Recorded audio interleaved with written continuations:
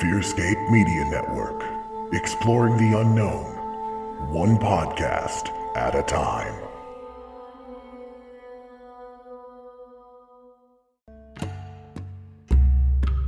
From Fearscape Media, Peer Beyond the Veil is coming back for a new season this March. We're talking government-sponsored mind control, walking on the edge with DMT, wild occultism and deep parapsychology, along with our signature blend of extraterrestrialism, supernaturalism, and cryptid chasing. Bringing you a brand new roster of fascinating guests, each with their own stories and theories on the wild and the wonderful. Peer Beyond the Veil. Find us wherever there's darkness. Welcome to Vampire Month with the antagonists. Blah, blah, blah.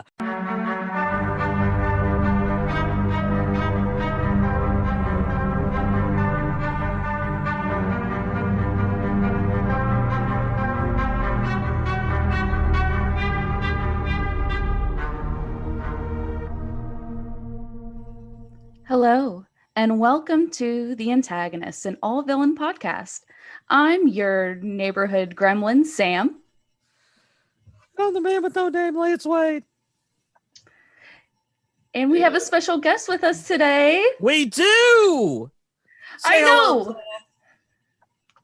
Say hello. Hello, everybody. My name is Tom Frisby, and I am, I suppose, a longtime dungeon master, and I won't necessarily call myself an expert on all things Dungeons and Dragons, but I have my fair share of knowledge about it. Oh, don't be modest. Tom is what we call in the business bona fide. You've been published before. I have a small writing credit in a third edition, third party D&D book, but I'm not. I don't have my own books or anything like that. I've contributed. It's more than either of us, Scott. I'm just really excited that finally I'm going to make D&D references that someone's going to understand, because I don't think you get it that, like, okay, so maybe most of my personality at this point is just like D&D crap, and I say stuff, and Lance is just all like, I did not understand a word of what you just said. And I'm just like, please understand. I'm sorry. I'm sorry I'm not a dork, okay? You're not a whale penis? I'm not a nerd. Okay. I'd argue that you are, just not a gaming nerd. I'm us Batman. What's your favorite band? Shut up. Yes, I am a Kiss tool. I accept it. I listen to everything. A Kiss tool? That sounds like a very different thing. Kiss Army. What's that? One of the lingering soldiers of the Kiss Army. I consider myself more Kiss National Guard. You got yourself a Kiss casket? No, I don't got one of those yet. Oh, okay. No. But we're very excited to have you here today, Tom. Well, I'm excited to be here. I say, and before we kind of get into it today, I just kind of want to I want to tell you guys a joke. I want to see if you guys see how you guys like this. Oh God. Hey Tom. Yes. Did you hear about the vampire who died of a broken heart? I did not. He had loved in vain. That was terrible. Ah. That one was bad. I know. That was not good. I'm actually gonna leave now. So. Okay, that's fine. That's Tom and I will, talk about D&D. You can go now. See? Yeah. Okay. Lance, just sit there and listen. Okay. But excited because today we are going to be talking about the infamous Strahd von Zarovich. Yes. Ooh, sexy. I love Strahd. Strahd is one of my favorite D&D villains. He is one of the best. just kind of like my personal introduction to Strahd was actually when I started playing 5th edition. My very first 5th edition campaign was Curse of Strahd. I knew nothing about him before that point, and so we went into this campaign. Moving from 4th edition, so learning everything new from going into 5th. But my thing is, my character was a gnome trickster rogue named Gizmo, and yes, I did try to fuck Strahd. Oh my god, Tom! If you haven't listened to the last couple of episodes, Sam is a sexual deviant. Sam is like really just like, I mean, Sam's out perving me, if you can believe that. It was my D&D character, and it's what my character would do. No, she was just this, you know, this little horny little gnome or whatever, and I eventually horny little gnome. I marked that off my list of things I didn't think I'd hear today. Horny little gnome. I eventually, you know, in our campaign, I did become a vampire. I did slaughter a town to create a vampire army so we could go fight Strahd. After we killed Strahd, he eventually came back and everybody else had left Barovia. So pretty much the ending that my DM kind of like came up for me was that like now Gizmo and Strahd are stuck in this like everlasting battle of trying to win the throne back, and it's just fighting and killing and hate fucking. It's this whole thing. Oh my god, Interesting. That's what D&D is. I mean, you got Tom, who is a professional, a veteran of the D&D world or whatever, and you're even making him blush. I mean, my God. It's difficult to see things working out that way. Yeah. But whatever. As long as you had fun, you successfully played D&D. And got your rocks off. Well, you'd be amazed how often that happens in D&D. Oh, well, maybe I need to start playing. But Lance, you didn't know anything. You haven't played D&D before, so you don't really know too much about Strahd. I don't know one. I don't even think I can pronounce his name. Strahd von Zarovich. Strahd von Zarovich. Strahd. Von. Very good. Stradovich. No, Zarovich. Oh, Zarovich. There you go. Yeah, there we go. Okay. All right. But what about you, Tom? What was your introduction to Strahd? My first introduction to Strahd was reading the novel Vampire of the Mists back in, I don't know, probably around 91, 92, somewhere. I'm actually not sure when that book was published. And the book isn't actually about Strahd. It's about another vampire named Jander Sunstar who encounters Strahd. And but that was where I first encountered him. So, okay, like I've stated before, I know nothing about D&D. What makes this dude such a big deal? So a little history about Strahd. Strahd's first introduction was in an old first edition Dungeons and Dragons adventure from, I want to say 1982, I think. Was written by Tracy and Laura Hickman. And he was one of the first monsters that was more than a monster. Tracy Hickman's actually, talked about how he created him. And he started writing about him back in the late 70s. And he had gone and played a D&D game. And back then, D&D was much simpler. It was, you went into a dungeon, you fought random monsters.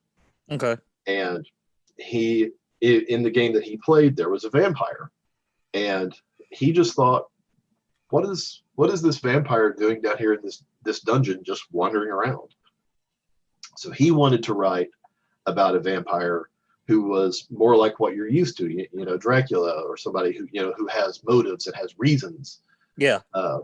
So that is what became, the origins of Strahd. He and his wife did research into, the romantic vampire, the gothic vampire, and created, Strahd. And, it's even laid out in the original adventure that he is supposed to be played as a genius. He is a brilliant and dangerous opponent who, is supposed to be able to outsmart the players at almost every turn. Okay. And he blossomed from there. They had the original adventure. They made a second adventure called The House on Griffin Hill, where he comes back, and that one's, people generally agree it's not as good of an adventure as the first one, but it is still very good. And they were so popular that in second edition D&D, they created an entire campaign setting around Strahd and Ravenloft. His castle is Ravenloft. Okay. And that was really when I got involved in playing it the most. It was Ravenloft was an extremely popular campaign setting, had tons of stuff published for it.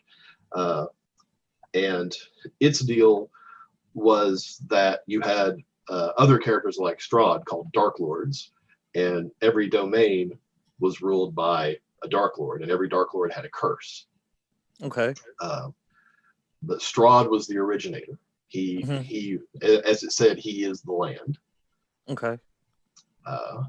His history that later got written. He didn't have so much of a backstory for the original adventures, but P.N. Elrod wrote a book called I, Strahd, and it is his history.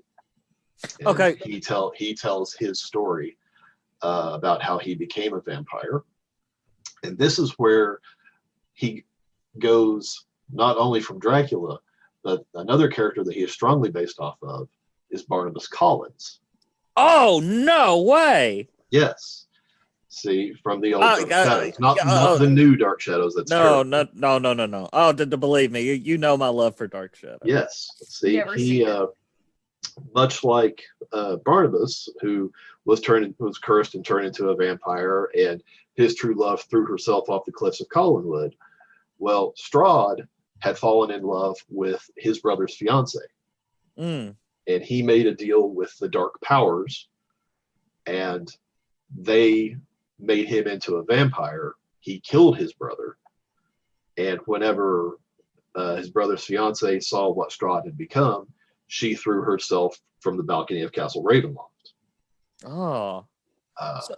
And Strahd's curse is that every generation she is reincarnated.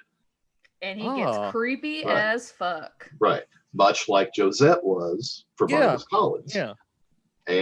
But his curse is that he can never have her. All right. Well, before we go any further, this is something I've never understood about D&D, because I hear you both talking about second edition, fifth edition. So D&D, how does it work? So you basically there's characters that go from edition to edition. Well, they're fictional characters. Much the same as anything else from Star Wars or whatever. The editions are just rules changes, updates. Okay. But you have because I always assume, just being an outsider, that you just completely make everything up. Well, you as a player do. But you would make your character. Mm-hmm. Sam would make her character. But I, as the dungeon master, I'm everyone else. Okay. And if I'm running a game in an established campaign setting like Ravenloft, then it already has characters that have been written about and developed, so I would play them.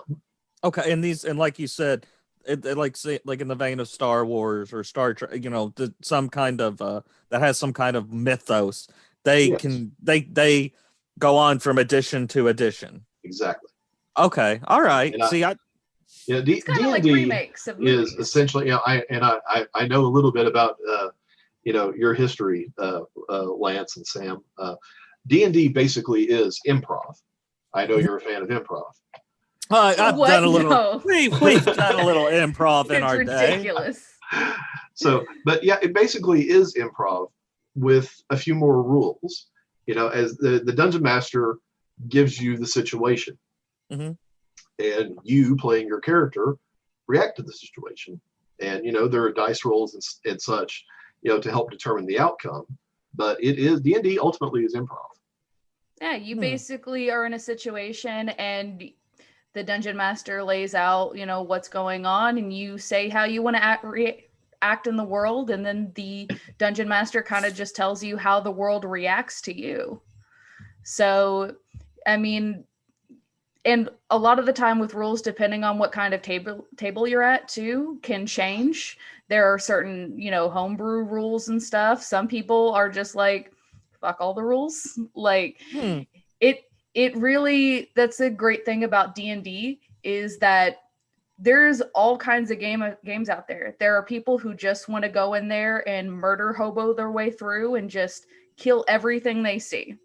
But then there are people who like to get into the role-playing aspect and do the more acting sort of stuff. Yeah. And they're going to want to get deeper into that. Maybe the combat isn't something they're necessarily too worried about. Some people like a combination.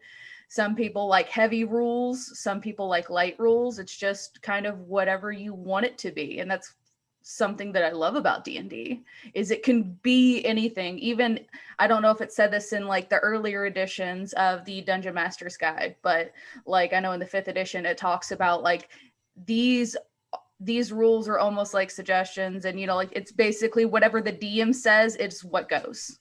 That has been there from day one. So see, yeah. Rule 0. It's the DM makes the rules, and once again, hopefully the DM is also taking account into like what the players like want out of their game, but still like it can be anything and it's great. Yeah, the same adventure can be very different between two different groups of people, two different dungeon masters. Hardly anything is going to go the exact same way. Just like a good improv scene will never be duplicated. Yeah. And wow. Well, and I just want to just do a little plug for you, Tom. But Tom actually teaches classes. That I have, yeah. It's been a while. Thank you, COVID.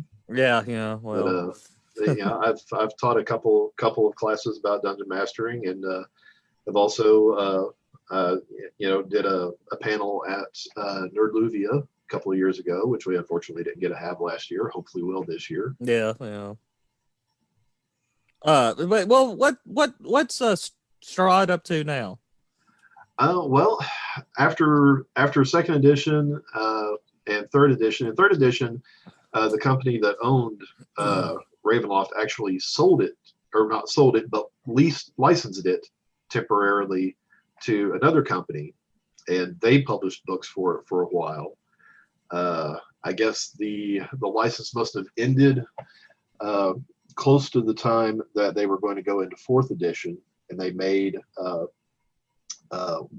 new hardback book, Expedition to Castle Ravenloft, which is basically a remake of the original adventure. Yeah.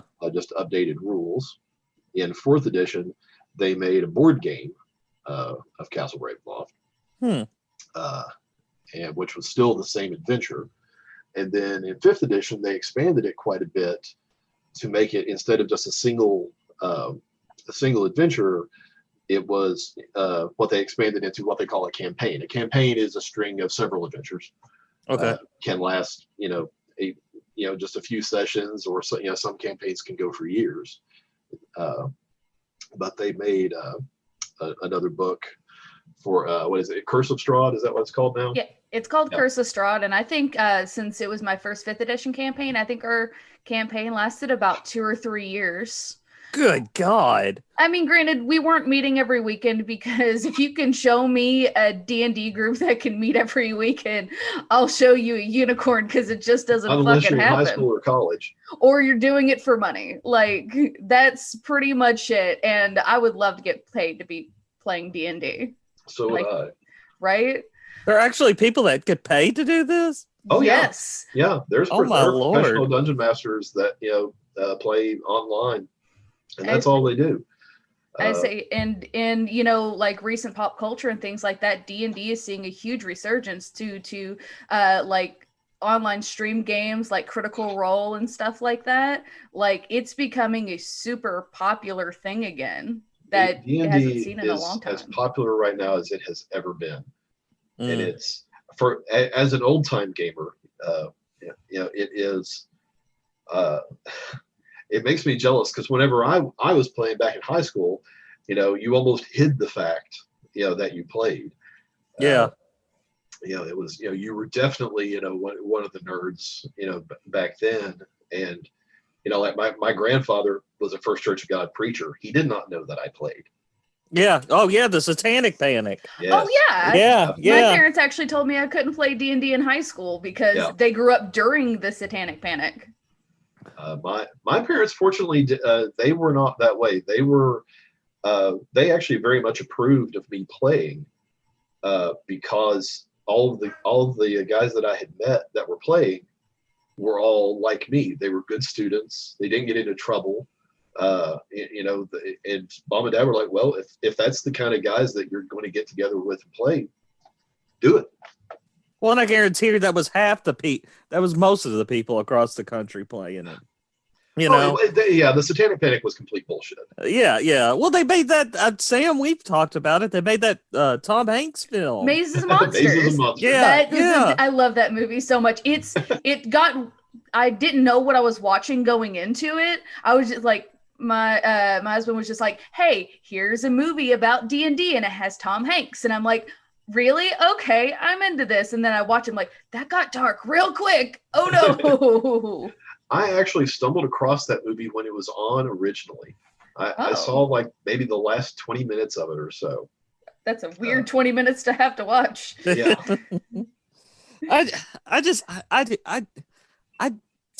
Why, out of all the things to go after, like, as crazy as it is, like some of the music back then, with Motley Crue, with Shout at the Devil, and things like that, in Black Sabbath and what have you, I can kind of understand people going after that, because they were kind of like, but D&D, something that was played like by people like Tom, that was a good student and kind of probably kept to himself, correct? But it's magic, and they talk about like a pantheon of gods and stuff like that. And if in heavy Christian households and stuff like that, talking about a pantheon of gods that give powers and other kinds of magic and rituals and necromancy and stuff like that, I get it. But it wasn't founded, but I get it. It's that, and I don't know if you know this or not, but Mazes and Monsters is actually based off of a real happening. Yeah, I have heard something. Yeah, the disappearance of someone. The kid's name was James Egbert was the kid's name. Egbert. And it didn't go like what happened with in the movie, but this kid disappeared from, I think, University of Michigan. Mm-hmm. And the story that some of the people were thinking was that he had gone down into the steam tunnels at the school, and that he'd lost his mind, was trapped in a mental game of D&D and killed himself or whatever. When the truth was, he was just a homosexual kid who was struggling with that and ran away. They found him and he was fine. He regrettably ended up killing himself a few years later. Oh.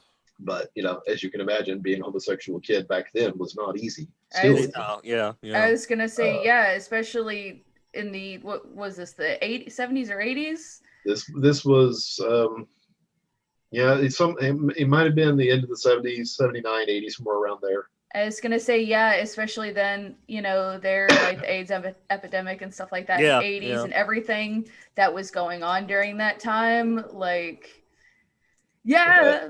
D&D became the easy thing to blame. Those people love to have something to blame, don't they? Those people. Well, just these people, these just radicals or whatever you want to call them. It's a lack of understanding.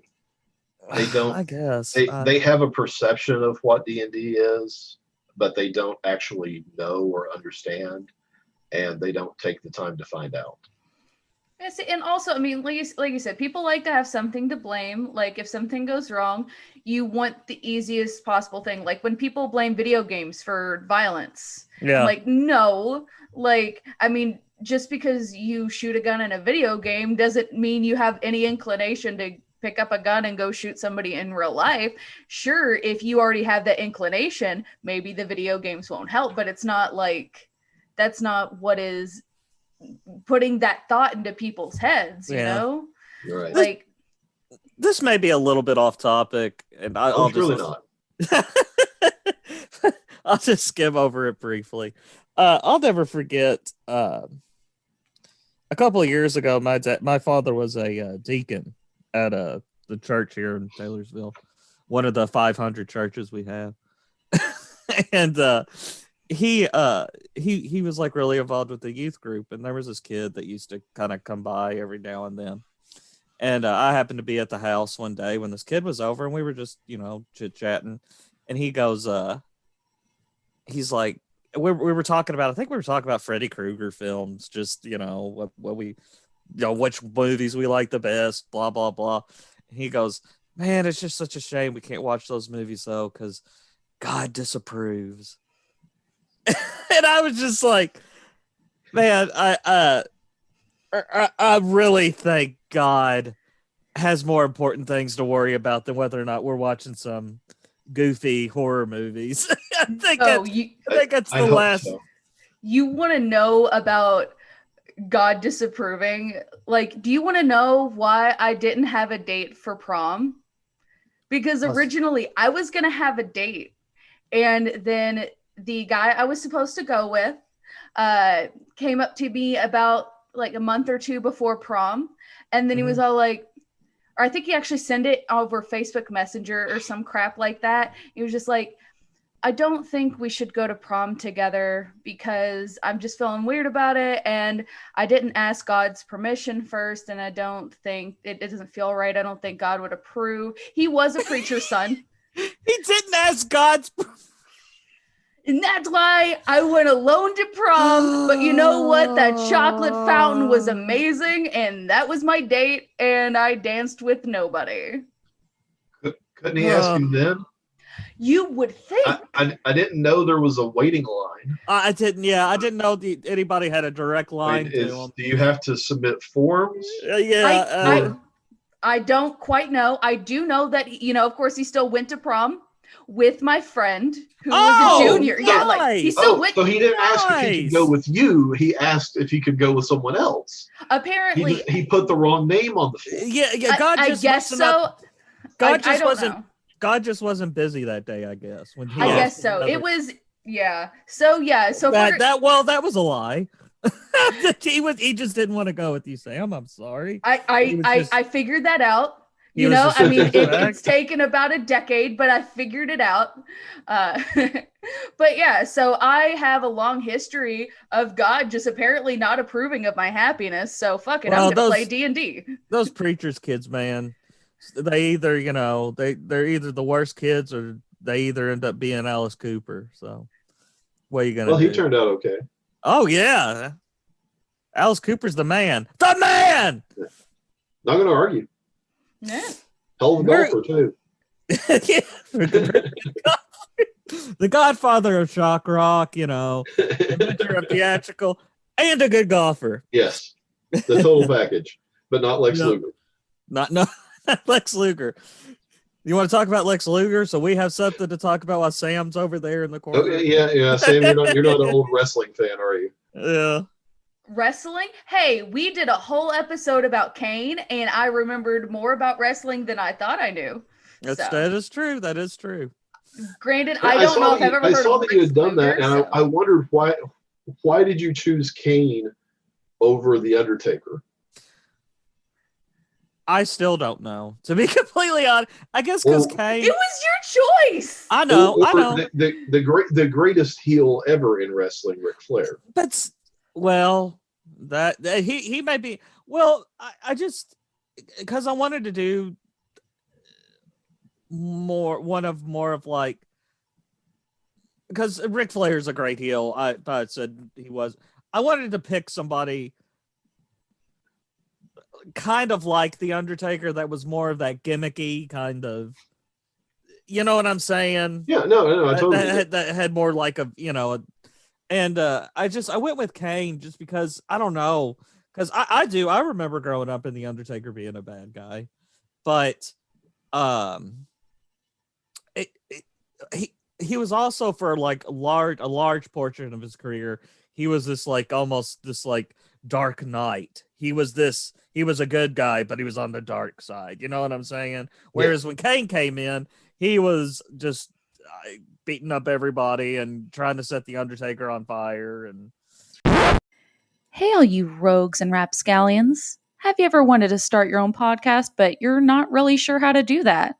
Let me explain to you why Anchor is the easiest way to make a podcast. First of all, it's free. Did you hear that? It's completely free.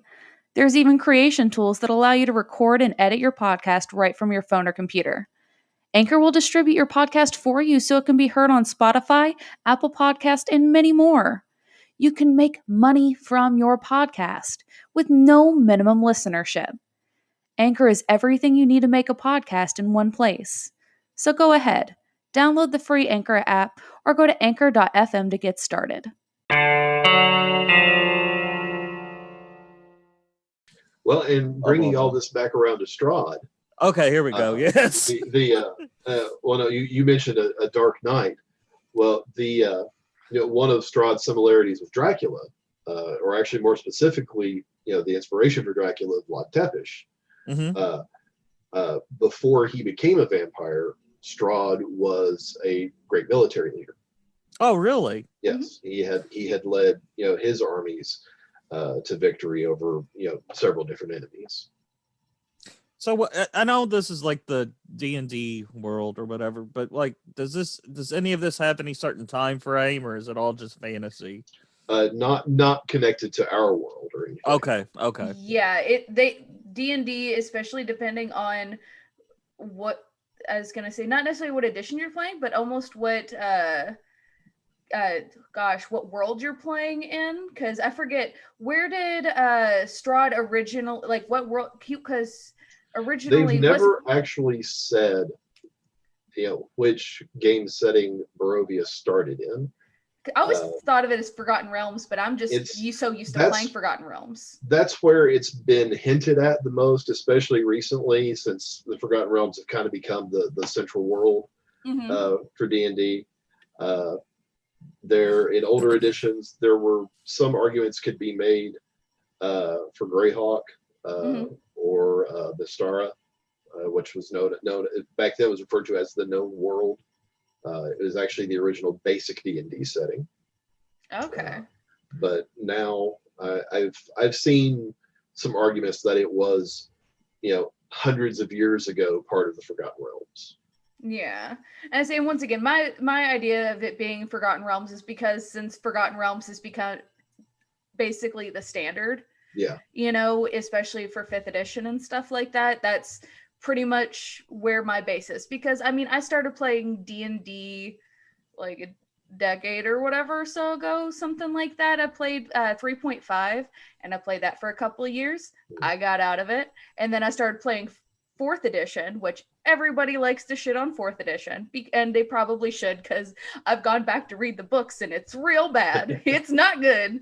It was fun and I liked playing with my friends, but after playing 5th edition, it's real bad. It's not good. I understand what they were trying to do. They were trying to make the game work much more like an MMO, like World of Warcraft or something like that, with skill trees and ability trees and everything like that. And go play And an online game. Yeah, that's it. They didn't realize that if that's what people wanted to play, they'd just do that. But there are still people who play fourth edition and enjoy it. And it's like I say, if you're enjoying yourself, then you're doing it right. Exactly. Don't yuck someone else's yum. I'm not going to begrudge somebody for playing a rule system that I don't enjoy, as long as they're still having a good time. That's what D&D's about. It's having a good time. I mean, it took you so long to even start liking 5th edition, because I was a late comer to liking it, because I was a very big fan, and still am, of 1st edition Pathfinder, which Lance, the way that the games evolved when 3rd edition Dungeons and Dragons came out, that was the first major rules change, since the game started in '74. They 2nd edition came along in, I think, '89, but the rules didn't really change a whole lot. They streamlined a few things, but they were still basically the same. In '99 was when 3rd edition came around, and that was a fairly big update. And then they made some minor changes and made 3.5. But then when 4th edition came out, it was a major change. A lot of people didn't like it. And another company, understatement. Yeah. And another company called Paizo Publishing, which actually was tied to Wizards of the Coast. They made Dragon Magazine. They created Pathfinder, which further streamlined the 3rd edition rules. And for the first time ever, they were actually outselling Dungeons and Dragons. So when 5th edition came along, 5th edition, the rules to me for 5th edition, looking back at them, I could see a lot of similarities between it and older editions like 1st and 2nd edition. The people who developed 5th edition clearly were gamers from my generation. And they are. The guy who's in charge of it right now, Jeremy Crawford, I think's his name. He's around my age. Yeah. So his play experience is very similar to my own, and he's making a game that is not only popular with people my age, but it also has the rules are a lot simpler now than they were. I mean, you used to have to do some serious math. To be able to play. It's ridiculous. It's much simpler. That's probably why I never got into it. Yeah, it's getting so many new players now, and it's really great to see it. It's odd for me to see it though as mainstream now as it has become. Yeah, I know that I've loved it, because it's one of those things now that, like, I'm on multiple Facebook groups. I have a whole new friend group that I, met at the beginning of last year, because I joined a D&D game. I found a group online or whatever. And now I have this other new group of friends, and I love them. And it's just one of those things that it wouldn't have happened if I didn't have D&D, and if D&D wasn't so popular like it is now. It's really kind of amazing how much it's grown in its popularity and just what it's been able to do, because I know that it's really popular, with the queer community and stuff like that now too. Like, we've got a whole slew of people getting into it that are in the LGBTQ community and stuff like that. Just everybody's a tiefling warlock. That's it. The thing that I have always observed about D&D is, and the three of us can all relate to this because we've done improv together. Yeah. And we have all had, any of the three of us could think of a great scene that we were in together.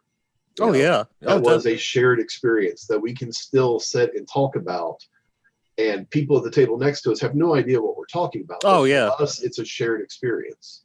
Yeah. And D&D is the same way. You have a shared experience of an accomplishment, or even just something funny that happened that only those people shared.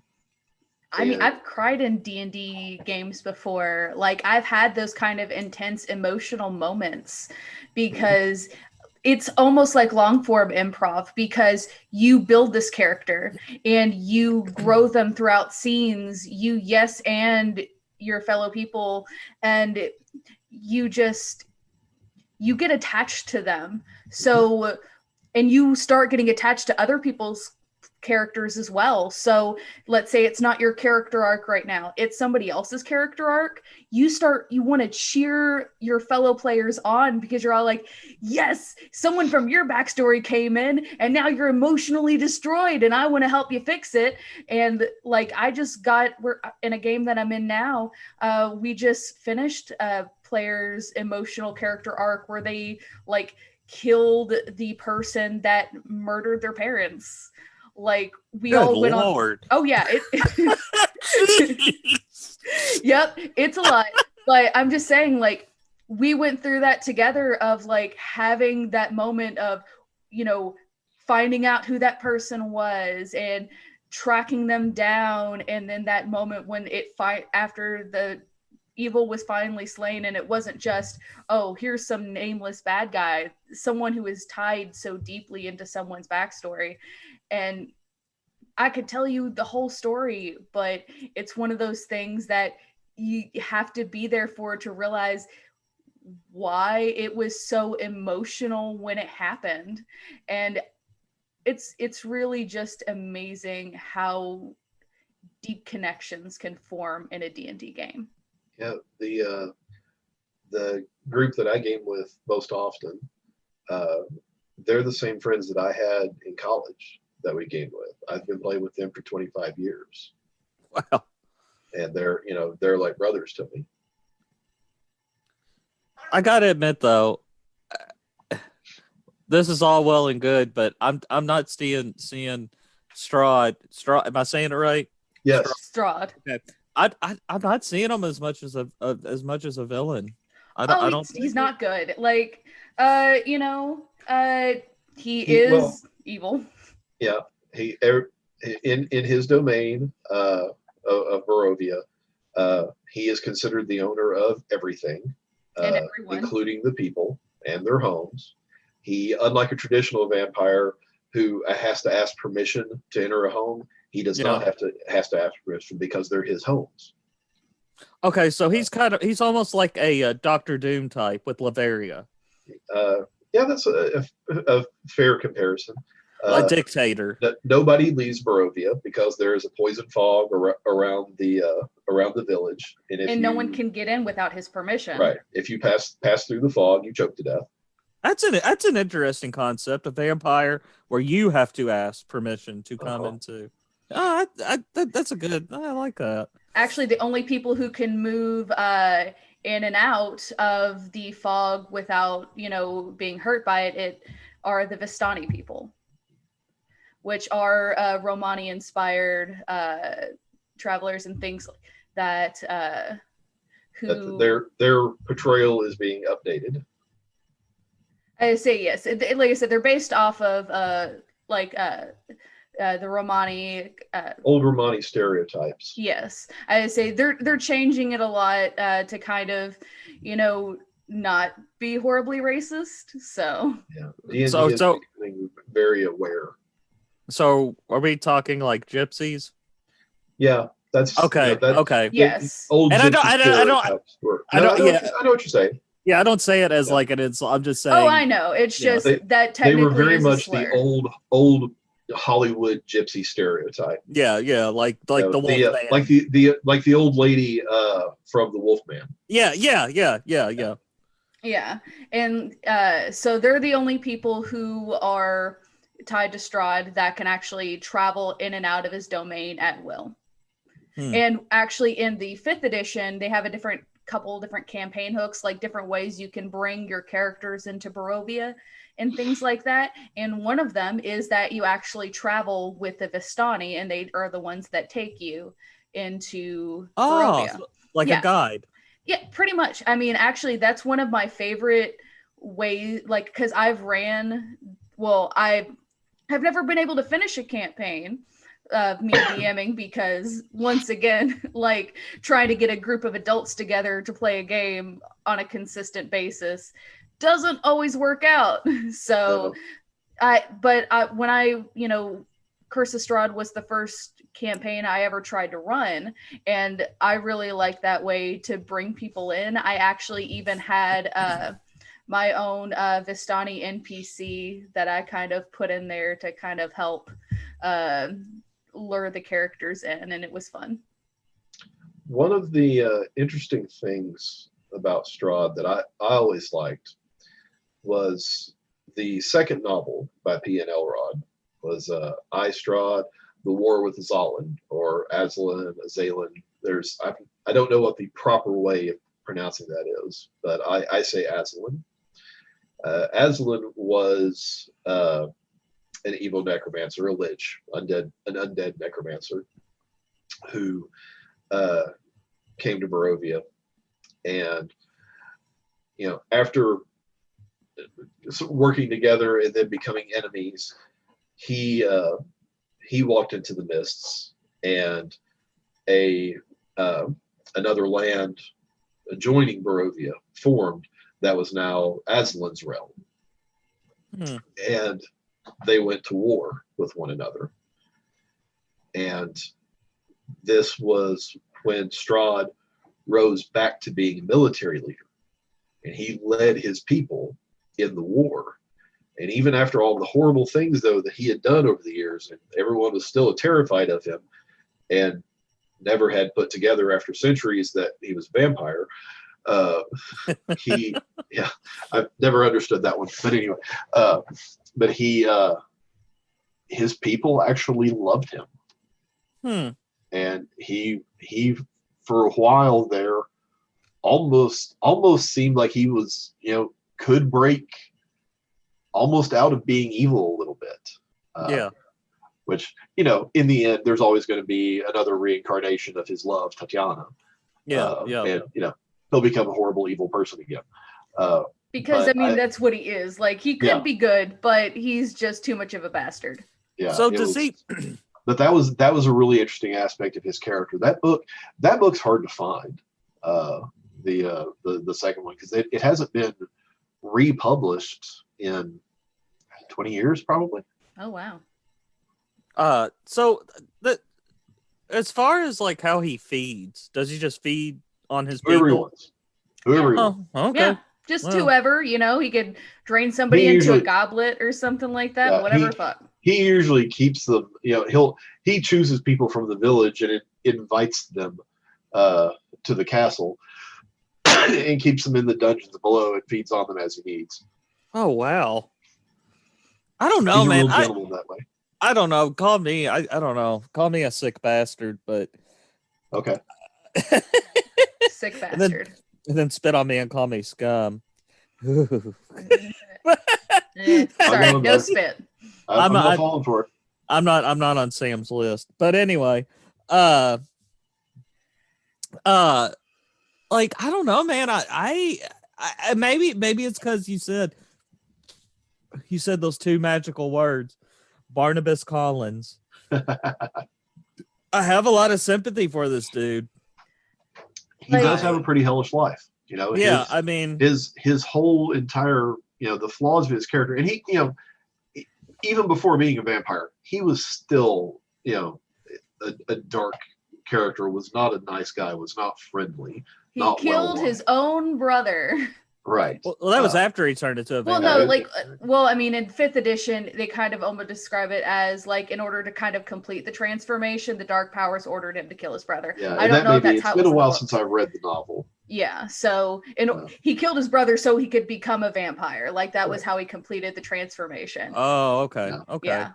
I get you. But even before that, the bit where they talk about, whenever he was a military leader, he's still, a pretty dark guy. He was ruthless. He's always been ruthless. Well, you said they even got a lot of their influence or whatever you want, their inspiration from Vlad the Impaler. So I mean, yeah.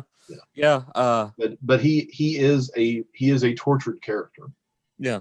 How horrible would it be for your one true love that you gave up, your own brother and in fact your humanity to be with, and then you had to watch her throw herself to her death, and she is reborn every generation, and you have to lose her all over again. Also, but here's the argument. Like, if that was really your one true love, you would think that you would want her happiness more, and then you wouldn't murder her true love so you could be with her. So I don't feel too bad for him. Yeah. Like, I don't feel too bad for him. It's weird. There's a very, and call me a romantic or whatever, but there's a very thin line between love and hate. Like, I mean, in some cases, but like, it's just, I love Strahd as a character. I love the way that he is. I love portraying Strahd because I love that he's smart. I love that he is ruthless. I love the fact that he knows at any point in time, like if you're the dungeon master and you're playing, he could kill the players at any time. And he is going to fuck with them. He is going to even ask them for things. And if they do not give him what he wants, he'll be like, well, I'm sorry. You did not do what I asked. So now you're going to see what you have done. Like, I, at one point, had Strahd, like, attack a village because they would not give him Irina, who was Tatiana's current, like,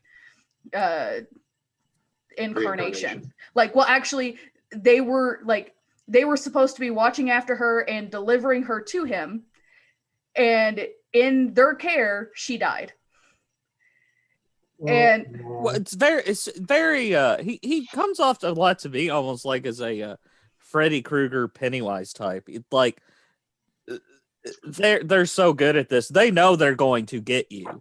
It's just a matter of time. But they want to have some fun with you first. Oh, they want to make he will toy with them, but he's also the one of his weaknesses, one of his very few weaknesses, is arrogance. Yeah. Well, I mean, and those powerful, and he knows it. Well, those are the weaknesses of Freddy and Pennywise. Right. Also, hubris. Yeah. It's the classic flaw. And honestly, I mean, like when it comes to playing a game, that's what the players have to kind of bet on, is that he's going to underestimate them, because honestly, that's the only way that he can win. Or that's the only way that the players can win, is if he underestimates them, because obviously, he is powerful. He is the land, and granted, Curse of Strahd, and I'm sure earlier Strahd editions, it's a gothic horror and it's a survival horror, and it's a big surprise if someone comes out of one of those campaigns, like if everyone who went in comes out alive. It's definitely one of those things. You're going to lose people. He was one of, if not the first, really fleshed out villain for Dungeons and Dragons. And coming into second edition, I think he may have been the first, monster as a vampire who was also given character levels.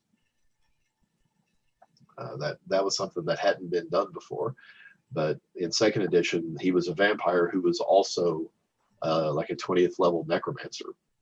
Oh, wow. Yeah. So, like, in the big scheme of things, though, he isn't as far as the Dungeons and Dragons world goes, he isn't the big bad, though. It depends. In the grand scheme of things, no, because there's the unidentified dark powers that made him the way he is. Yeah. But when it comes to Ravenloft and his realm, he basically is. There's not much that he can't do other than leave. Okay. Yeah. All right. Yeah. But I say it's about time to go ahead and rate Strahd. And Okay. so, Tom, the way that we do this is that we're going to rate him out of 5, but we don't stars, like that's just kind of boring. Yeah. So we like to think of something related to the character, the villain that we're going about, and rating them out of 5. Okay. So I would like to, offer up to the group, rating him out of 5 murdered brothers. I'm gonna say 5 lost loves. I will say 5 goblets of blood. I like that. Let's go. With Goblets of blood. Yeah. Yep. What a way to end our vampire month than with goblets of blood. Okay, so we're rating out of 5 goblets of blood. And Tom, if you would like to rate Strahd first. Considering that there's hardly anything that he can't do, and depending on which world that you go with, which I'm still very much a fan of the old 2nd edition rules, you really can't defeat him. Even if you think that you have, he'll return. Between that and just being a genius level villain who likes to toy with you before he destroys you, he sounds like a solid 5 goblets to me. Solid right. 5 goblets. 5 full goblets of blood. Not half empty or half full. Yeah, let's remain optimistic on this podcast. I'm with you, Tom. And like I said, it could be because I just have so much love for Strahd and for vampires in general. And granted, I have my own like emotional attachment, to him as a character, because Curse of Strahd was my introduction into Dungeons and Dragons 5th edition, which kind of has been my like gateway into everything that I love now. So Strahd has a personal spot in my heart, and then also just learning about more of the history that I didn't know. Thank you, Tom, for being so prepared. But also everything that he can do, kind of like Dracula, he also has like the powers where he can turn into a wolf or a bat or mist and all that kind of stuff, which we didn't even go over all the stuff that he can do. But I'm going to give him a solid 5 out of 5 goblets of blood. Oh boy, you guys are going to hate me. Let's go. Let's see how let's see how well we convince Lance. Yeah, I'm going solely off of what you've told me. I'm going solely off of his story. I've never played D&D in my life. I'm just going. I am fascinated. I mean, what you all have said has intrigued me, and I would like to read those novels. They sound. Good. Do you want to play a game of D&D, Lance? Maybe in the future. You beat me to it. That's the only thing I want to comfort. Lance, I hopefully soon, whenever COVID has eased up a little bit, I intend to start a game. I've already told Sam about it, but D&D playing online is fun. Don't get me wrong, it really is. But there's nothing like having everybody together at the table and just having a good time. And I know you. I know your personality. I love you. I think you would enjoy it. I think also I would too. I just, and like you said, I think there's a, with anything online, honestly, there's a disconnect, especially something like that. That's why I can never get into this thing, which I'm not condoning it. If you can make it work, make it work. I can't get into this whole thing of doing improv online. I'm saying it's just because I I think you both can agree that you got to feed off that audience. Audience, and also just the actual energy of having another person in there in the room with you. It gets difficult. Yeah, exactly. But yes, whenever I start my game, I very much want you to come play. Well, I will hold you to that, sir. I have dice that you can use. Like I have 70 sets of dice. What have you done to me, Tom? Oh, Oh, what- Sam you- is never going to leave. You have no me alone. idea yet. Sam is never going to live. Anyway, my rating, I'm going to give him 3 goblets. Simply, It's all right. just simply, I'll take that. I'll take just that. simply off the backstory, because I see him so sympathetic. Even though you all say he's a bastard, he's done bastardly. I see him as, I don't know, and it may be like I said. You said those 2 magic words, Barnabas Collins. Barnabas Collins is one of my favorite fictional characters. And a wonderful character he is. A wonderful. Still never seen Dark Shadows. Oh, you would love it, Sam. Oh, Really. probably. I I love think you would. vampires, and I've heard about it, but If you want a little bit abbreviated version, because the old soap opera, as it was, it's wonderful, but it's a little slow. Oh yeah, At times. But there was a remake of it, a miniseries, back in '91 or '92, that Ben Cross played Barnabas, and actually did a pretty good job. See, I see, man. I'm one of those people that it's Jonathan Frid. He's still not Jonathan Frid. No one will ever be Jonathan Frid. I suggest to people. I suggested this to Stefan a couple of months back because he grew up watching some of the VHSs and stuff, and you can find them online, but there's there's almost like a collected. They've almost like just cut out some of the fat and condensed them down. There's like one called The Curse of Barnabas Collins or something. Oh like yeah, that. I've seen those. Yeah, which is what that was the first one I ever bought, and that's how I fell in love with it. But I would almost suggest that or House of Dark Shadows. You've seen that film, Evan? which one was it? Sorry. House of Dark Shadows was the film they made back in the 70s. That's often it oversimplifies the story. It does, but I still enjoy it. It's good. It's still good. I agree. But I found Dark Shadows because my mom was a big fan of it when she was young, and whenever I was little and it came out on VHS, she started renting all the VHS tapes. So I got to watch most of the original series in order, the way that it was presented on TV. Yeah. That that was I loved it. Yeah, it's easy to fall into, but we gotta go. Yeah. We'll bring you back because I do next February, next Vampire Month. I want to talk about Barnabas Collins. Excellent. But okay, Sam, where can they find us? Oh, well, you can always find us on Facebook. We are the Antagonists, and you can also find us on Twitter and on Instagram at antagonists_AVP. And who do we have to thank for this episode, Lance? Well, first we have the great, legendary Tom Frisby for coming on this little show of ours. We also have Thank you, Tom. We have the Fearscape Media Network for letting us put on this little nickel and dime show. But yeah, I think that's it. I think what a better ending to the first annual Vampire Month of the Antagonist and All Villain podcast. Woohoo! Woohoo! Thank you, Tom. Thank you, Lance. This has been so much fun tonight.